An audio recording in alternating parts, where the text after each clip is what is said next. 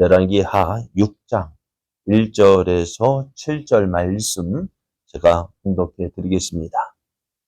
선지자의 제자들이 엘리사에게 이르되 보소서 우리가 당신과 함께 거주하는 이곳이 우리에게는 좁으니 우리가 요단으로 가서 거기서 각각 한 제목을 가져다가 그곳에 우리가 거주할 초소를 세우사이다 하니 엘리사가 이르되 가라 하는지라.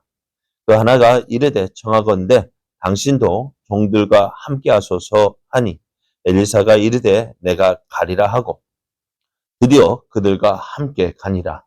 우리가 요단에 이르러 나무를 베더니 한 사람이 나무를 벨 때에 새 도끼가 물에 떨어진지라. 이에 애처 이르되 내 주여 이는 빌려온 것이니이다 하니 하나님의 사람이 이르되 어디 빠졌느냐 하매 그것을 보이는지라. 엘리사가 나무 가지를 베어 물에 던져 새 도끼를 떠오르게 하고 이르되 너는 그것을 집으라 하니 그 사람이 손을 내밀어 그것을 집으니라. 아멘. 할렐루야. 하나님의 은혜와 사랑이 충만한 아침입니다. 오늘도 우리를 사랑하시는 하나님의 사랑 안에서 하나님의 하실 일을 기대하며 믿음의 선한 경지를 달려가는 여러분에게 도우시는 하나님의 은혜와 뜻이 온전히 이루어지는 복된 날 되기를 예수님의 이름으로 축복합니다. 오늘 우리에게 주신 하나님 말씀을 통해서 어려움이 찾아올 때 하나님을 찾으십시오.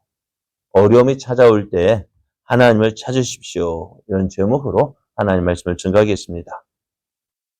아람의 군대 장관인 나아만이 그의 나병을 고쳐달라고 이스라엘 왕에게 찾아왔을 때 이스라엘은 커다란 충격이 휩싸이게 됩니다. 이스라엘 왕이요, 내가 사람을 죽이고 살리는 하나님이냐?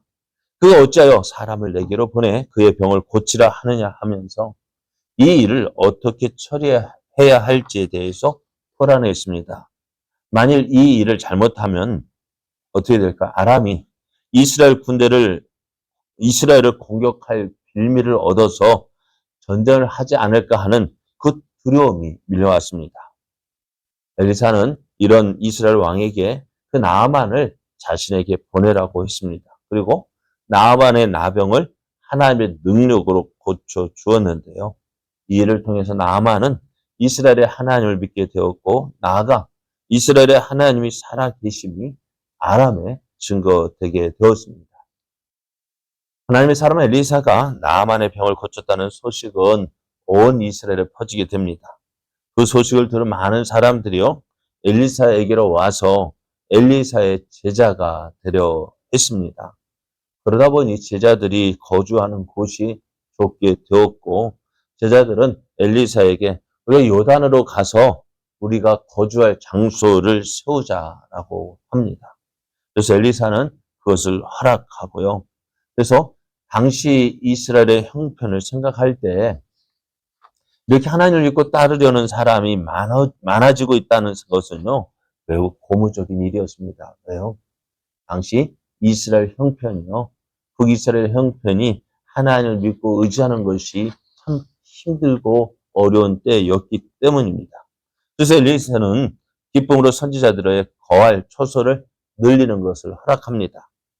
그래서 제자들은 이 초소를 마련하기 위해서 모두가 함께 이 자리에 함께 하게 되는데요. 그래서 그러면서 이제 엘리사도 선생님 우리와 함께 해달라고 요구를 합니다. 엘리사도 역시 이 기쁨으로 이 제자들이 처소를 마련하는 곳에 이르게 되어졌는데요. 그런데 모두가 열심히 나무를 베고 이 처소를 만들고 있었습니다. 그런 가운데 어떤 사람이요, 도끼로 나무를 베는데요. 도끼가 손에서 빠져나가서 물에 떨어졌습니다. 그것을 이제 도끼가 물에 떨어진 것을 본 도끼의 주인이요, 절망적인 목소리로 엘리사에게 외칩니다. 내 주여, 이거는 빌려온 것입니다. 도끼는 그 사람의 것이 아니었어요. 다른 사람에게 빌려온 것이었는데요. 지금이야 새 도끼가 하나였지만은요, 이 당시는 새 도끼는 아주 귀한 것이었습니다. 그래서 이 도끼를 잃어버렸다는 것, 되게 커다란 어떻게 보면 경제적 손실을 가져왔다는 것을 말합니다. 도끼주인은 어찌할 바를 몰랐습니다. 다른 성도 여러분, 하나님께서 우리의 큰 문제만 관심을 가지시는 것이 아닙니다. 다른 사람에게는 별거 아닌 것처럼 보이는 문제도요, 하나님께서 아십니다. 내가 말하지 못하는 작은 아픔도 아시고요, 내가 해결하지 못하는 작은 문제도 아십니다.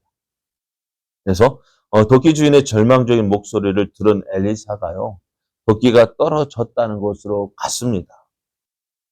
어디에 떨어졌느냐 묻고요. 그래서 그곳에다가 나무 가지를 베어서 물에 던집니다. 그런데 놀라운 일이 생겨요. 어떤 일이 생겼을까요? 여러분, 새가 물에 뜰까요, 안 뜰까요? 안 떠요? 새는 어떻게 떠요?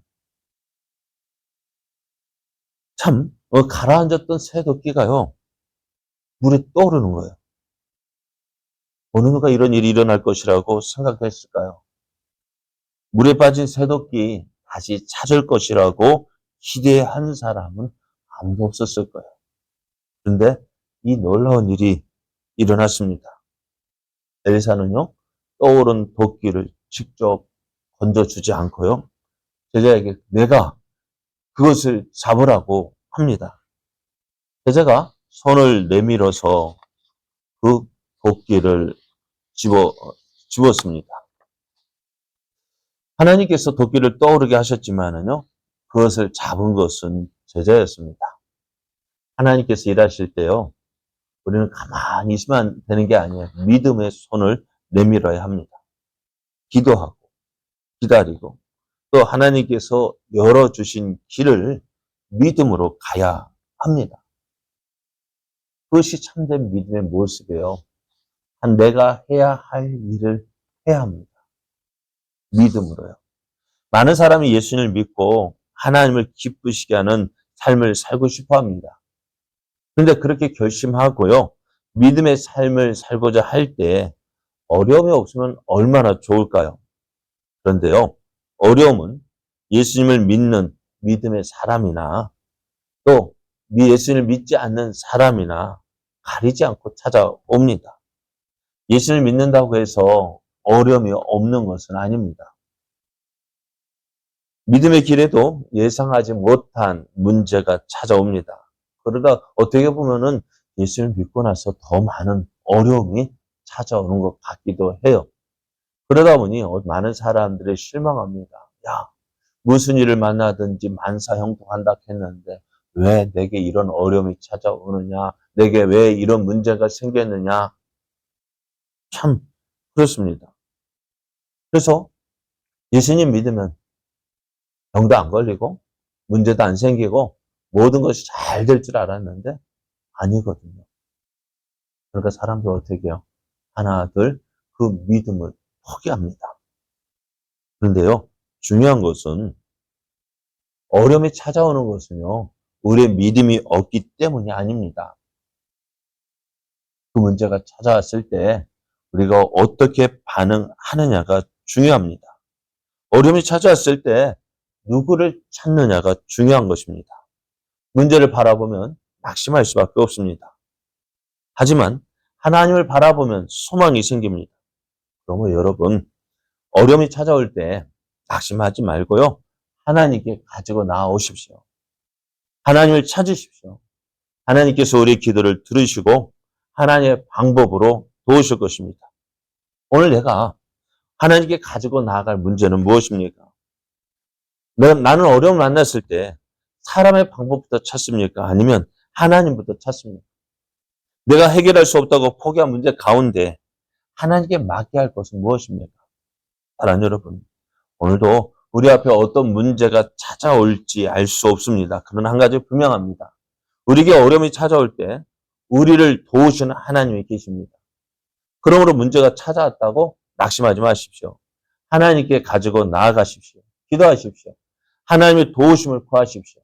하나님은 내가 생각하는 방법과 다를지라도 하나님께서 일하시는 방법으로 일하십니다. 그것을 믿으십시오. 하나님께서 반드시 내가 원하는 방법으로 일하시는 것은 아니지만 하나님을 찾는 자를 결코 외면하지 않습니다. 오늘 우리도 삶의 모든 순간을 아시고 우리의 필요를 아시는 하나님께서 우리를 도우시고 선한 길로 인도해 주실 것입니다. 도끼는 물에 빠질 수 있습니다. 그러나 우리의 믿음까지 물에 빠져서는 안 됩니다. 문제의 크기가 중요한 것이 아니라 문제를 만났을 때 누구를 찾느냐가 중요합니다. 오늘 하루도 우리를 사랑하시는 하나님, 우리를 도우시는 하나님, 우리와 함께 하시는 그 하나님을 찾고 그 하나님을 의지함으로 하나님이 주시는 놀라운 은혜를 풍성하게 누리는 복된 날, 은혜의 날 되기를 예수님의 이름으로 축복합니다.